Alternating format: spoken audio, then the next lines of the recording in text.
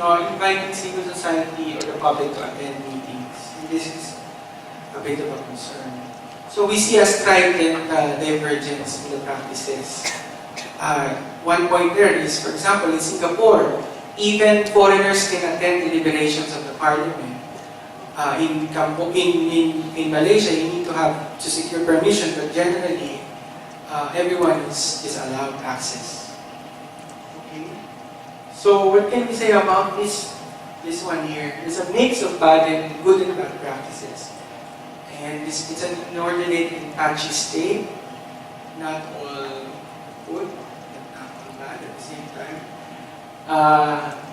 The Sultan of Brunei censured the police for corrupt practices. And he said, why do you only have 21% of criminal cases being solved just in 2014? So we see here the facets of discrimination, unfair, unequal treatment in enforcement, especially among dissenters. And to a certain extent, we also see this among socio-ethnic and religious groups that can probably not go or be with mainstream society. Okay, this is central principle number 4. Justice is administered by a competent, impartial, and independent judiciary and justice institutions. I cannot also say that everything is rosy and everything is bad, because there are positive developments here about the judicial system, the judiciary, and for example, in Cambodia, we see that there was a concern that the laws passed in 2014 gave the Ministry of Justice influence over appointments. And this is said to at least undermine the independence of the judiciary to make decisions if the appointments are first determined by the executive. I mean, we understand that, of course, the appointments process has to be made, but the report said that there's undue influence over the process. In Lao, PDR, the 2015 Constitution, and this is very good, provides checks and balances. Checks and balances are provided. However, at the same breath, we see here that the influence of the party still stands because the investigation of judges needs the approval of the Standing Committee of the party. In Malaysia, this one again is very interesting because they have created the Judicial Appointments Commission, which has operated since 2009. It's a council for appointments. But the UN Special Rapporteur on Independence of Judges and Lawyers recently mentioned that the process needs to be transparent. This was mentioned, I think, in 2000. In Myanmar, the rapporteur said there is no, I'd just like to make a point on this, but he said that there is no evidence to suggest misuse of extensive powers, but the possibility of future abuse needs to be safeguarded. The next trend that we see here is a continued institutionalization of judicial and prosecution training.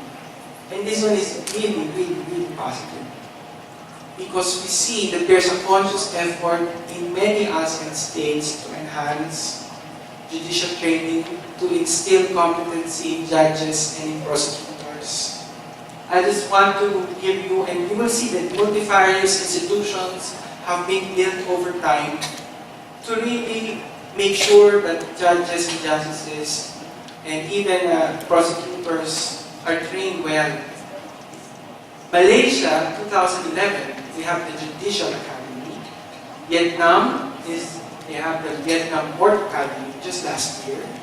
Singapore has a Singapore Judicial College last year. And for prosecutors, 2014 witnessed the birth of the Chambers Academy of the Attorney General. And in the Philippines, there's a global distance learning center launched last 2013 to have online and other trainings for judges to make sure that people are not able to attend due to access will be able to attend. And there's a commitment to have more judicial trainings. I'd like to talk now about factors affecting impartiality and independence of judicial proceedings. I'd like to state at the beginning, in this particular indicator, that judicial independence and impartiality, they are embedded in different degrees in ASEAN laws. But we see, for example, in practice that we see this in the law even, that there is executive influence. There can be executive influence which affects separation of powers. There are reports of corruption and lack of confidence in the system. As I mentioned, politicization and the party affiliation of the judges. For example, in Vietnam, judges should be members of the ruling party. This is a continuing practice. Okay. But we've seen this as Myanmar forges ahead to become a democracy. We see that there are actual prosecutions, which now probably can be deterrents to partiality. A judge was, for example, found guilty of corruption. And this one now, I'm moving fast now. Safety and security. This one is crucial because we have to ensure that people who dispense justice are able to do so in safety, in dignity, and with security. And Malaysia, 2009-2010, they now have new witness protection and whistleblower protection laws. So that's very positive. In Thailand, this one is 2009, but I'm just reiterating this because it was not included in the previous report. 2009, they have a new law on security mechanisms, which actually allow institutions to plan and have security mechanisms. But we note that there are still, I'd like to note this one, there are still, of course, safety-related issues of judges in some countries, the killings of judges. Okay. The next one is quite technical, but very much needed in a rules-based society. Because this one can deal with access to justice. And we see a continuing trend in ASEAN on what I call liberalization of legal standing thresholds to enhance access to justice. It is very evident in Malaysia, where the decision said that there should be an effort to liberalize this one because many grievances will not be remedied if we don't. In Singapore, there's new case law, very, very new, which clarified the thresholds of standing of when you can and you cannot file a case in court and when the case can hold trial.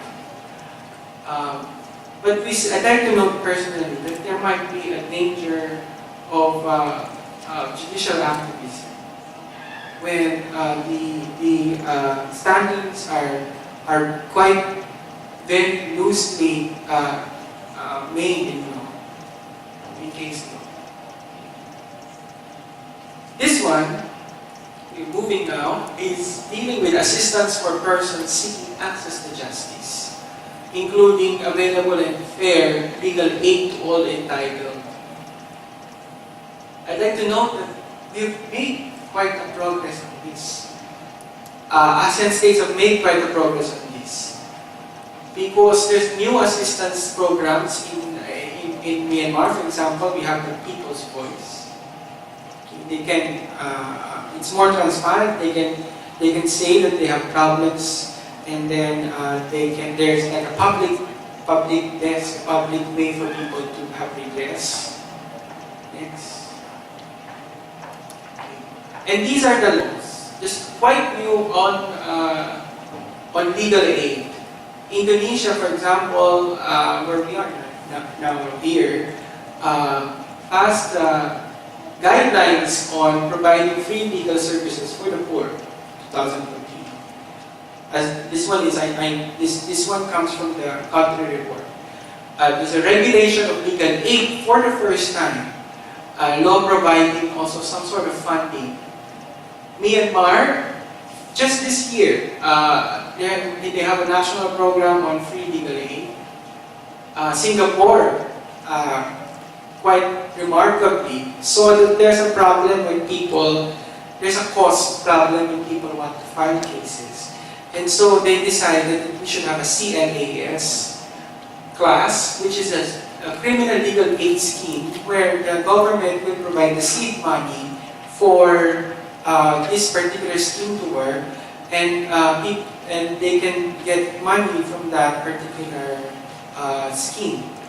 And facilities are also provided in this particular criminal legal aid scheme.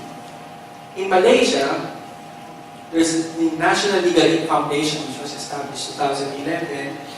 And actually in Thailand, they have what you call a Justice Fund of 2015. I would like to make, however, a caution on this one. Because some of these laws, according to our country reports, which I synthesize, have yet to really be felt. In the sense that their effects have yet to really be felt. Because these are quite recent and new laws. And so, there might be some divergence in practice in legal aid sometimes. So we still have to see some of these ones. But we still have also the problem of overloading, what I call overloading of the system, in the sense that there are too many demands for legal aid, and too little suppliers of free legal aid. Not in all states, but some. This is, we're now moving to a bit on the later part, the latter part. This one has to do with the rule of law for human rights in integrating into a rules-based ASEAN. This is the added feature of this particular report, because the 2011 report does not have this particular lens. What is the envisioned role of rule of law? A rules-based community of shared values and norms. It's under political development, a goal was established that there will be mutual support and assistance, among other things. Next. So we tried to answer a bit. Have there been any progress in at least in the law, on mutual support and assistance? Because we're concerned with legal changes here. I would like to point first that there's a new ratification of the ASEAN Treaty on Mutual Legal Assistance in Criminal Matters by Thailand in 2011. And that also has a new law on extradition. And this one has been included because this one has to do with support. ASEAN Education Networks. We trying to form this one. I think they've tried to enlist some universities as members. And we see some initiatives amongst judiciaries and legislatures. Just last year, I think they had a meeting. And they talked about how we deal with access to justice in the sense that we try to unite particular systems, a new way of doing things and doing things better. But I heard from one of the justices, chief justices, that a problem really is ASEAN has separate systems. One system may be separate from another and different at the same time. For example, because we have different traditions, maybe civil law, common law, influenced by the Americans, influenced by the British system. So that's a challenge for them. This one was asked if, and I would like to particularly note that it's quite tricky to really say whether there have been substantive changes that are very, very specific to the rule of law for human rights in pursuit of integration. These are parameters that were looked at. And almost all the reports said that we don't have the information on the very, very specific changes. And they say that, for example, we have a system here that's primarily still driven by states. And so state interest would be your first cue on the changes that will happen in your legal landscape. And also there was a note on the invisibility in literature of the rule of law for integration in the particular states. We're looking at state practices here, individual states. This may not be true, of course, in the broader regional ASEAN scale. Next. Alright.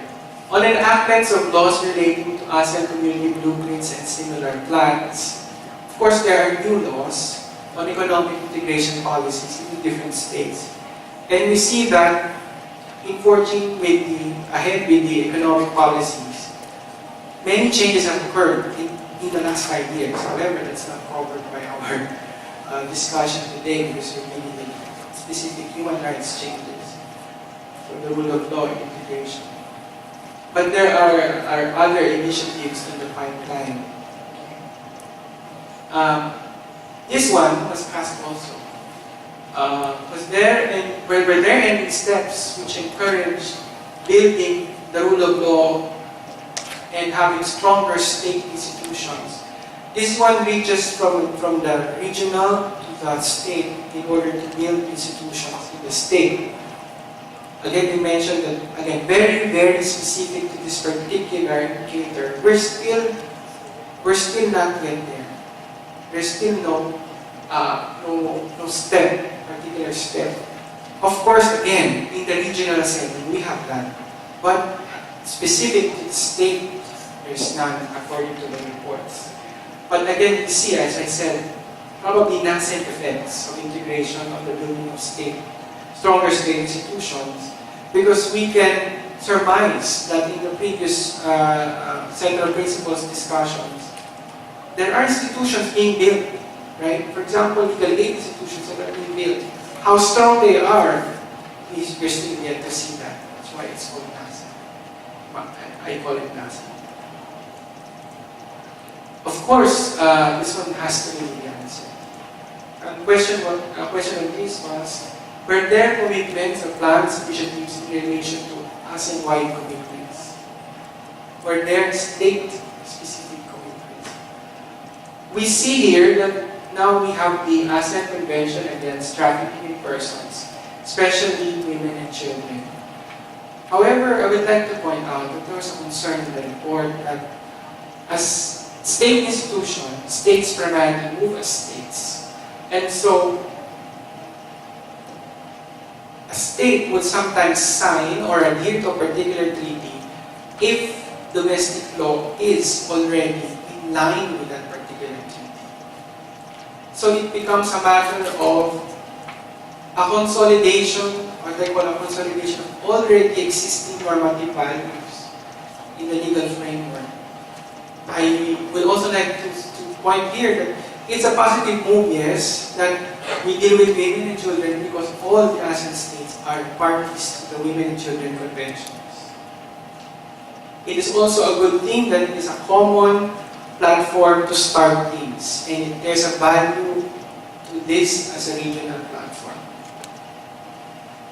Of course, we have other initiatives on certain sectors, like for migrants, there are moves to have similarly binding one for migrants. This one I would like to just share a few, I don't want to call it really conclusions, but a few concluding observations, just observations. Because the goal of the baseline study is breadth, and so we try to give what we saw, and for this to have a launch pad for further studies and further research. So I would just like to give some concluding observations, if you wish. We see here that there's what I call a syncretism. Syncretism, in the sense that when it comes to the rule of law meanings, in the meaning making of the rule of law in particular ASEAN states, we see a syncretism, the sense that ASEAN states have their own ideas, which are then blended together to form this particular notion of the rule of law. I would like to state that it might probably be a good idea that we start on the same page to build and consolidate frameworks, to have a nuanced understanding of the rule of law with regard to the history of the ASEAN and the uniqueness of the ASEAN. Because we know that it's independent, and the rule of law and human rights, they are independent and mutually reinforcing in the democratic space. I would also like to point a trend that's very nice and very encouraging. And this is what I call a hardening of the rule of law principles in ASEAN for human rights. We've seen that the recently, as evidently exemplified by the ASEAN Convention on Trafficking, especially women and children, that there's now commitment to deal head-to-head with human rights in binding treaties. So we move from declarations to treaty law. And this one will then have a corresponding state obligation if there's treaty. However, I'd like to point out as a third concluding observation that the reality is still that the final arbiter of the rule of law meaning and implementation is the state. And we see here the importance of state frameworks even at the regional setup. I'm reminded of a particular very specific study about change. The change at the broad sense is not very important. Change at the minute details, local details reaching to the regional, that's the most important. And I think we've seen here that a lot of positive changes have happened as well. So we see the importance of frameworks. However, the conservatism in the interpretation of fundamental liberties can be a challenge. How should we interpret human rights? How should we take on the challenge of human rights? That's still also a challenge in the region.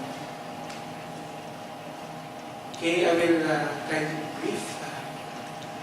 Okay, these are some of the factors which I call contributing to the rule of law ecosystem. Literature says that building the rule of law is not an instant happening. We cannot really predict it, it just emerges. And so probably now we have a rule of law ecosystem, or at least a system wherein the rule of law will probably play.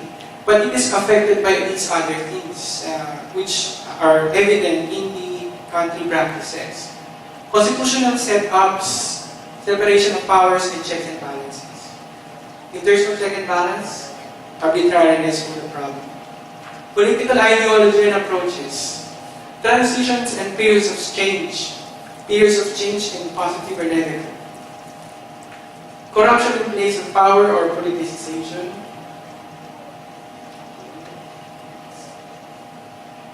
Those are some of the things that were noted in the review. So, as a last point, what is the role of the ASEAN Declaration on Human Rights? I'd like to stress very positively that the ADR, HR, where this was referred to in subsequent instruments at the regional level. And this one has a very potent power to move regional processes forward. But at the state level, the positive thing also is that there is now, we can say that there is now at least stronger cooperation among states because of this declaration, the commitment to human rights under a rule of law regime. So that ends my, I hope I didn't bore you.